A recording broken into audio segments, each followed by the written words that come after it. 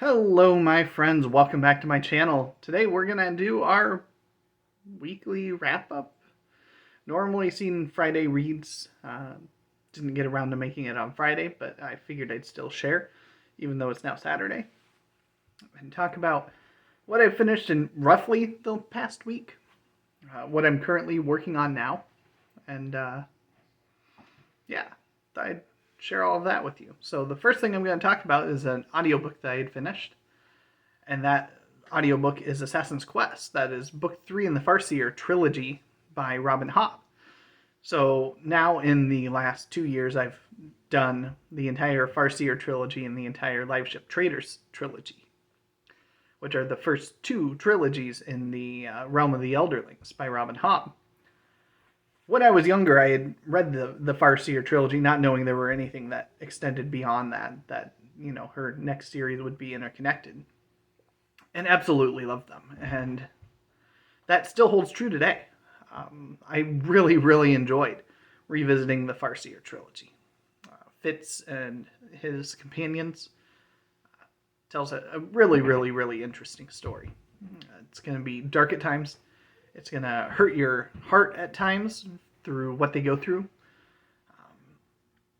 And I wonder, based off the ending of Assassin's Quest, how much Hobb had planned out in terms of continuing the story. Because it seems like it tries to tie a nice, really neat bow on Fitz's story at the end of that book. But I know the third trilogy in there is the Fitz and the Fool trilogy. I believe that's what it's called. And if I'm not mistaken, it returns to Fitz as one of the main protagonists in it. So I'll be very curious to see how that picks things up. The next book that I finished that I want to talk about is The Shadow of the Gods by John Gwynne. And let me tell you, as a vast majority, so the big picture, this was really enjoyable. My biggest disappointment with this book is this dragon right here, the scene depicted on there, that just makes you want to pick this up and buy this book with this big ginormous dragon,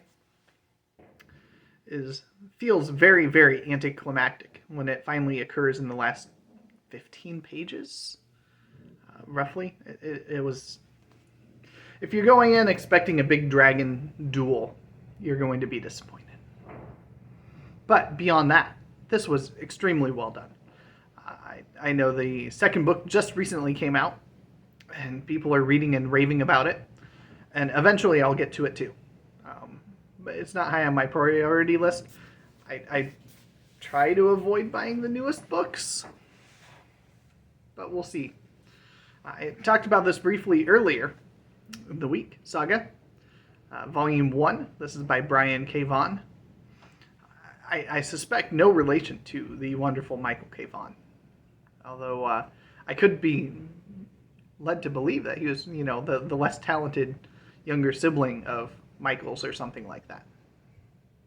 And this was really good. Later today, for sure, I will have my review up. I've got it all written. I just need to take a couple pictures, which I'm going to do after this.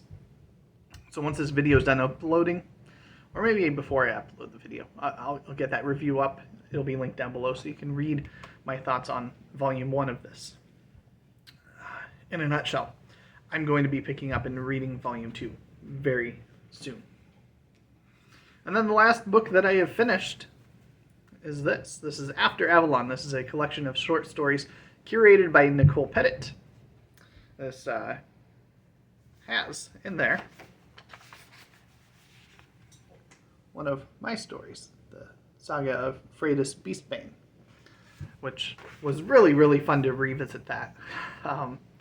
As a whole collection, overall mostly enjoyable. There were a few that just really didn't do it for me, but you're going to find that in any short story collection, and especially when you have a variety of authors writing in a variety of styles with a variety of approaches. So yeah, I'm glad I sat down and finally read this entire collection. I'm glad I revisited my story, which you can find in A Merchant in Orient and Other Tales. I'll have the link to that Amazon where you can pick that up for yourself if you're interested. It remains one of my absolute favorite short stories that I've ever written. So let's talk now about what I am currently reading. I am working my way through Otherness by David Brin. This is a series of short stories and a few essays in there. It's been enjoyable so far. I'm enjoying the writing of David Brin.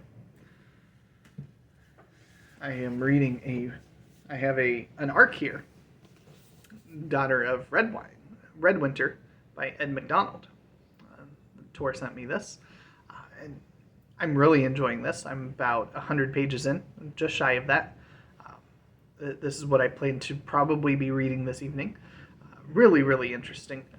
Comes out in June, and it's about people that are able to see the dead, and that's usually a bad omen. And then there's some magic and talk about gates.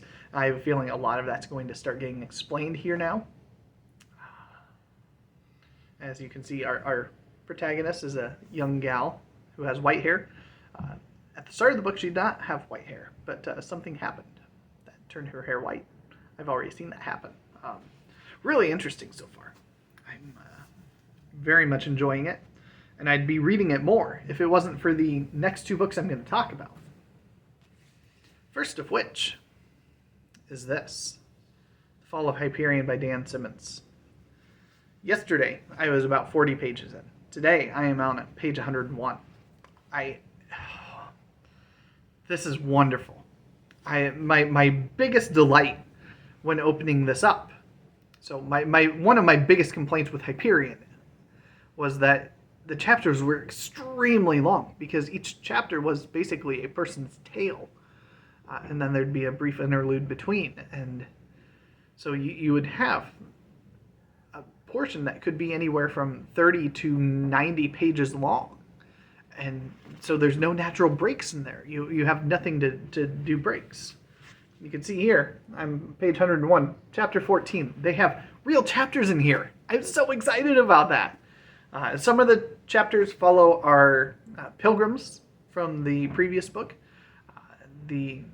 Then there's some other chapters that follow some other people that are outside of the pilgrimage and but have some interests in the things that are going on Hyperion with the Shrike and the Time Tombs and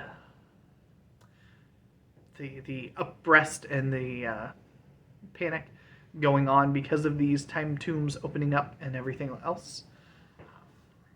So that is really, really good. It's really enjoyable. The next book, I'm drawing a blank on the name.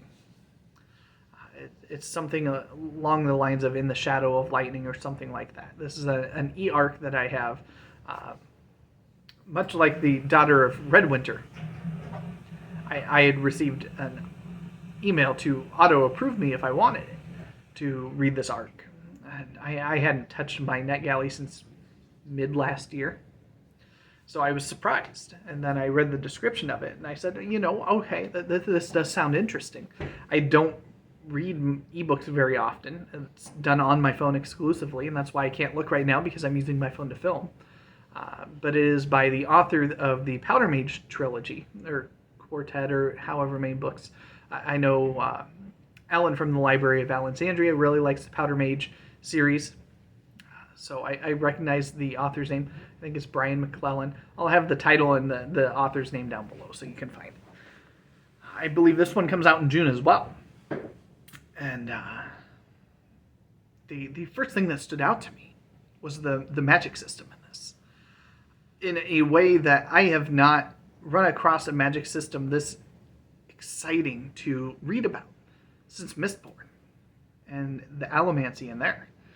This one is using glass to supplement various attributes and things like that. So magic imbued glass that you would wear as, earrings and things like that. Weapons made out of this glass. So you'll have hammer glass, which I believe is going to be really, really hard material and deals crushing blows. And you have razor glass, which is going to be really sharp and can cut things. You have cure glass, which can help heal, and things like that. And then you have people that are known as glass dancers. And one of our main characters in here is what is known as a glass dancer. And they are able to manipulate glass in such a way that it is very, very lethal. They can wipe out thousands of armed soldiers in moments if they're unopposed. And so we open up on such a scene taking place in the throes of a war, and that gripped me from the start. And things have changed drastically since then. But the characters in there, the storytelling, the magic system, all of this is really, really fascinating. And I'm really enjoying my time with it. In spite of it being on my phone and having to read the ebook.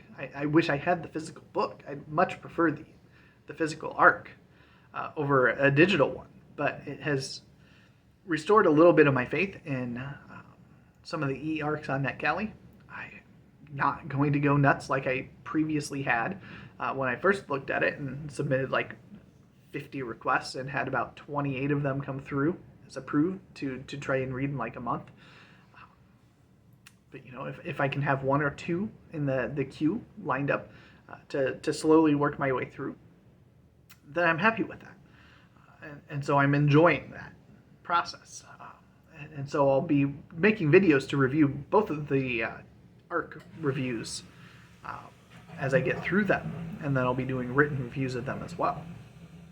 And then the last thing I want to talk about is I am listening to The Three-Body Problem by Cixin Liu. And this is one of the top 150 science fiction on Michael from Fit to Be Read's list. He has all three of the books in that trilogy on his list. So I'm going to be forced to continue whether I enjoyed it or not. I'm about 70% of the way through the book. I'll be finishing it pretty early next week. And it's okay. It's enjoyable. It's not fantastic. And I think that's kind of reflected when I looked at Michael's list, and it's in the 140s, I think, is where the first book rated, and the other two are significantly higher. A lot of technicality, a lot of stuff that goes over my head. Obviously, the author's far more intelligent than I am on some of these things. But the facets of it that are being told, the story, the world of the three-body problem, and whatnot, is just really, really fascinating. And there's plots and intrigues and conspiracies going on, and interstellar communication going on that's coming to light now. And from how it started, this is not at all how I expected the book to be going, because it started very deep in philosophical terms, and so I was expecting something very, very different than what it's turned into, where it gives me echoes of something along the lines of hints of Ready Player One in terms of the virtual world wearing haptic suits, and harder science fiction with the communications and whatnot, and enjoyable. I'm looking forward to continuing the trilogy at some point in time. I assume I'll have to put in holds to get those books, as I did for the Three-Body Problem. But yeah, I'm really enjoying it. So that's all. I just wanted to give a quick update on what I'm reading, what I've been reading. I'm also working through slowly the Harold Bloom anthology of poetry. I've got Monstrous upstairs, ready to start reading more of that, but I have not picked it up at all this week. I have not picked up Dune Messiah yet. I have started in a little bit on the First Crusade. I read the first chapter of it by Thomas Aldridge. I didn't bring it down with me, but I'm enjoying that so far. It's, for a nonfiction, extremely readable and enjoyable so far. And definitely has a strong emphasis on religion and how that played into things. So, yeah, I think that's all I've got. So I'll just sign off here. Hope you have a great weekend, and I'll talk to you later.